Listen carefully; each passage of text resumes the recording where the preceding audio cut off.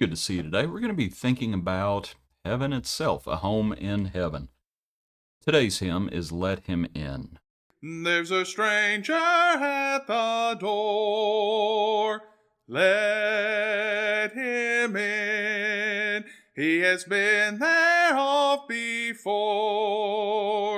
Let him in. Let him in. There he is gone. Let him in, the Holy One. Jesus Christ, the Father's Son, let him in. Appreciate it, Lee. I want to look in Hebrews chapter 11 today. In Hebrews 11, in the midst of all the heroes of faith, the first few verses, of course, talk about the patriarchs up to the point of Abraham and Sarah, and then it speaks about, it says, these all died in faith, not having received the promises, but having seen them afar off, were assured of them, embraced them, and confessed that they were strangers and pilgrims on the earth. For those who say such things declare plainly that they seek a homeland. And truly, if they had called to mind that country from which they had come out, they would have had opportunity to return, but now they desire a better, that is, a heavenly country. Therefore God is not ashamed to be called their God, for he has prepared a city for them. I wanted to begin by thinking about the idea of pilgrims.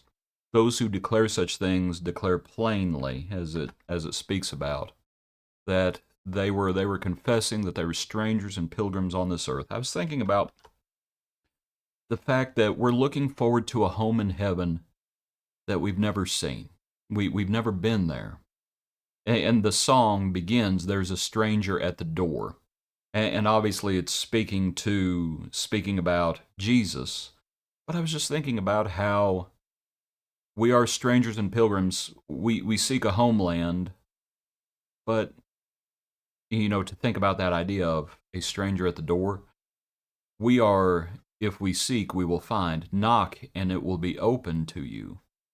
Jesus is the door. He's also the good shepherd, and the doorkeeper opens to the shepherd's voice. So I was just thinking about how the fact that when we go to heaven and we seek a home, and how we are pilgrims and strangers here, Jesus, when Jesus went to heaven, when he ascended to heaven, he was not a stranger there. He had been there before. He came here. This is where his pilgrimage was. This is where his sojourn was. And he was going back to the Father. We are going to the Father through him.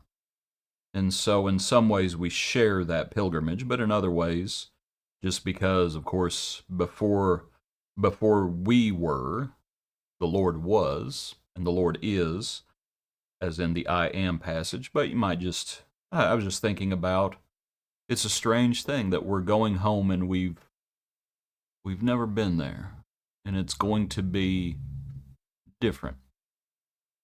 That's putting it mildly. Back to our passage, it says there in verse 16, there in the pink, he has prepared a place for them. That echoes a passage in John when Jesus says, I'm going to prepare a place for you. It's not the idea that Jesus went there with a hammer and nail like he was, a carpenter on the earth. No. He went with his blood. And in my Father's house there are many dwelling places. God has prepared, through his Son, a place for us. Jesus the propitiation, and we look forward to that time. We look forward to that time, and we look forward to that better country. That is a heavenly country, a heavenly land. We look forward to that. And as much as we enjoy where we are now, as we should enjoy where we are now, and we are thankful for the Lord's blessings, and we are content with what the Lord has given us, but the Lord has also given us hope. And as we think about the resurrection and we look forward to that time when we dwell in our permanent home, God has prepared a place. And so as we think about our hymn, there's a stranger at the door, let him in. And we think about the fact that we look forward to that time when, because we have let him in, he will let us in. Appreciate you. Hope you have a good day. Join us tomorrow for another portion of our daily praise.